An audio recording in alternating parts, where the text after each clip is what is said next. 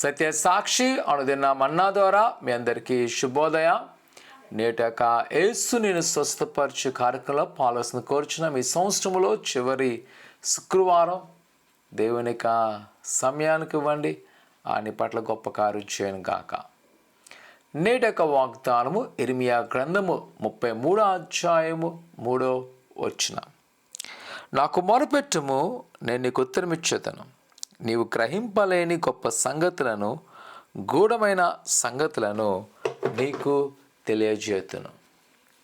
ప్రియ అక్కమాతే, ఈ ఉదయకాల సమయంలో మనం చదివిన లేఖన భాగము ఇర్మియా గ్రంథం 33:3 ఏమన్నామంటే, దేవునితో మాట్లాడుకునే ఒక డయల్ నెంబర్. నువ్వు నాకు మొరపెట్టుము, గూఢమైన సంగతులు మర్మలు నీకు తెలియజేస్తాను. ఈరోజు ఒకవేళ నీ జీవితం అర్థం అవ్వట్లేదా, నీ పరిస్థితి నీకు అర్థం అవ్వట్లేదా, భయపడక, ఇదిగో దేవుడు నీకు కార్యం చేయబోతున్నాడు. ఒక మొదటి ప్రపంచ యుద్ధంలో జర్మన్ దేశము చాలా ఘోరంగా ఓడిపోయినది.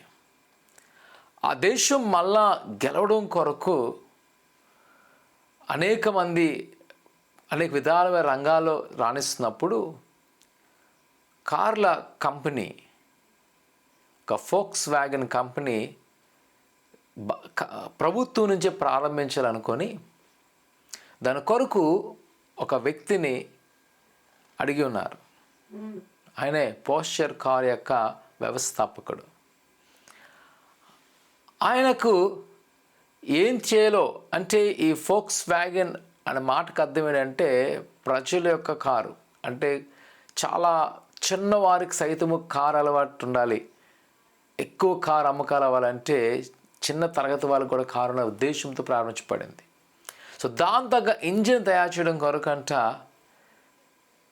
ఒక వ్యక్తిని అడిగినప్పుడు తన యొక్క మాటలో ఏంటంటే, ప్రార్థన చేసుకుంటే తనకు దేవుడు ఒక దర్శించిన ఒక ఇంజిన్ దాన్ని చక్కగా డ్రా చేసి ఆ దినాల్లో ఆ కారు ఎంతో గొప్పగా అనేక మందికి వాడడానికి జరిగింది.